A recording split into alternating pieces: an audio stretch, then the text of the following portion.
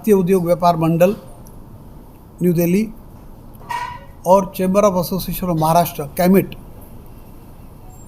महाराष्ट्र से और से आप सभी का स्वागत करता हूं। आप सभी लोग इतने कम नोटिस पे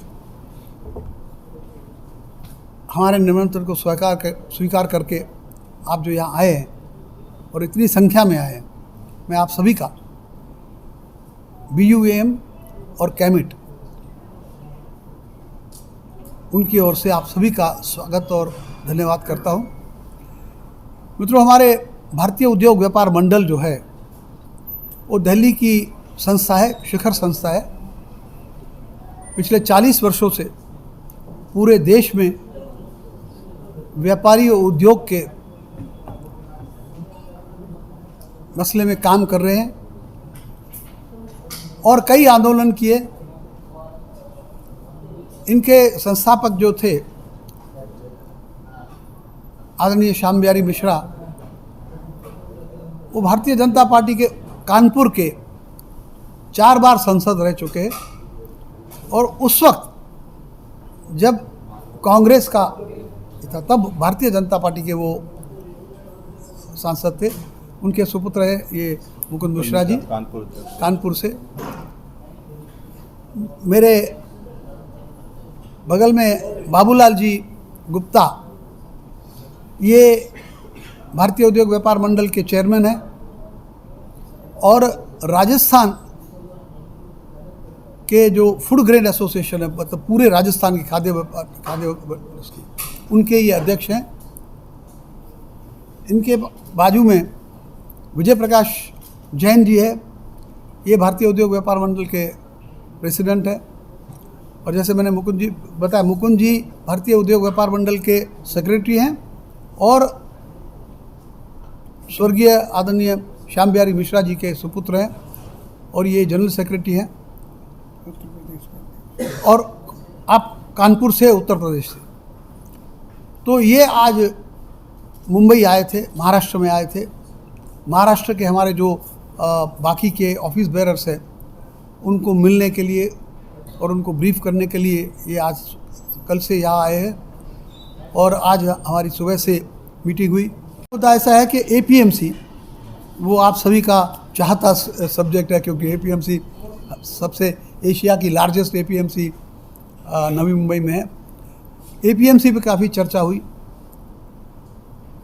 तो APMC का ऐसा ये है कि APMC जब कानून आया तब देश में अनाज की कमी थी और किसान को भाव बराबर नहीं मिलता था। उस वक्त इंफ्रास्ट्रक्चर भी कम था, तो किसान पहले बेच देता था, उसका कम भाव में माल खप जाता था और बाद में भाव बढ़ जाते थे। तो किसान को अच्छा भाव मिले, उसकी वजह से APMC लाया गया था।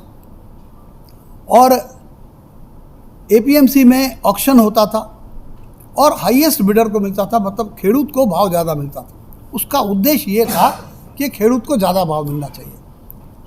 धीरे धीरे हमारे देश में अब सरप्लस हो गया है। अब आप देखते हैं गेहूँ हम एक्सपोर्ट करते हैं, शुगर एक्सपोर्ट करते हैं, जो पहले इंपोर्ट करते थे। गेहूँ आपको याद होगा तो PL 480 आता था, अमेरिका से हम धान लेते थे, आज उसकी बदले में हम एक्सपोर्ट करते हैं। तो अब ज़्यादा हो गया है और अब जो APMC है वो जो लगता है वो किसान के हिस्से में से जाता है। तो जो कायदा किसान के हित में बना था वो किसान के अब अगेंस्ट काम हो रहा है। और उससे भी ज़्यादा अब APMC सभी पूरे देश में APMC एक भ्रष्टाचार का अड्डा बन गया है और आप सबसे छुपी बात नहीं है। तो उस पर हमने चर्चा की और उसमें ऐसा निर्णय लिया गया कि हम सरकार को बोलेंगे। हालांकि हमारी सरकार से बातचीत चालू है और हमने सरकार को बोला है कि अब समय आ गया है कि APMC को ख़त्म कर देना चाहिए और मार्केट्स जो है उसमें कुछ ऐसी प्रकार का ये जैसे मेंटेनेंस चार्ज है। अब तो खाली उनको मेंटेनेंस का काम है, बाकी काम तो सब, बाकी पैसा तो सब भ्रष्टाचार में जाता है। तो ऐसा कुछ करें। तो उसके लिए हमने आज निर्णय लिया कि हम बातचीत कर चालू है और नहीं हुआ तो हम आंदोलन करेंगे। दूसरा मुद्दा जो था वो जीएसटी का। जीएसटी पूरे विश्व में एक यशस्वी कायदा है,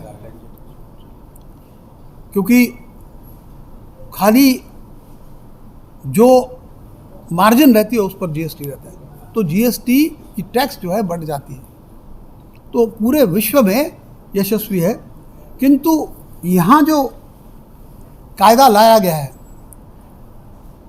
उसमें आज कायदा आने से अब तक 1265 अमेंडमेंट की गई है। तो आप विचार करें कि जो कायदा आया और उसमें 1265 सुधार किए गए, इसका मतलब उसमें कुछ न कुछ बहुत बड़ी खामी थे।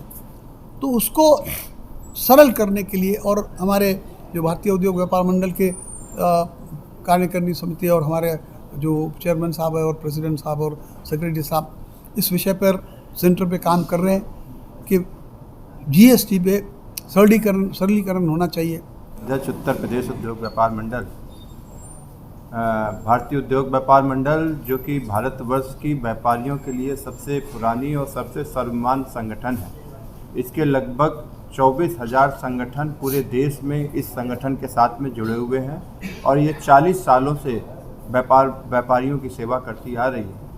उसी के संगठन के विस्तार की दृष्टि से और विभिन्न प्रांतों में व्यापारियों को आ रही समस्याओं को संकलित करके सरकार के माध्यम से, चाहे वो प्रदेश सरकार की हो तो प्रदेश सरकार के माध्यम से या केंद्र सरकार की हो तो हम भारतीय उद्योग व्यापार मंडल के माध्यम से उसको समाधान करवाने की दृष्टि से हम सब लोगों का ये एक पूरे देश का दौरा चल रहा है।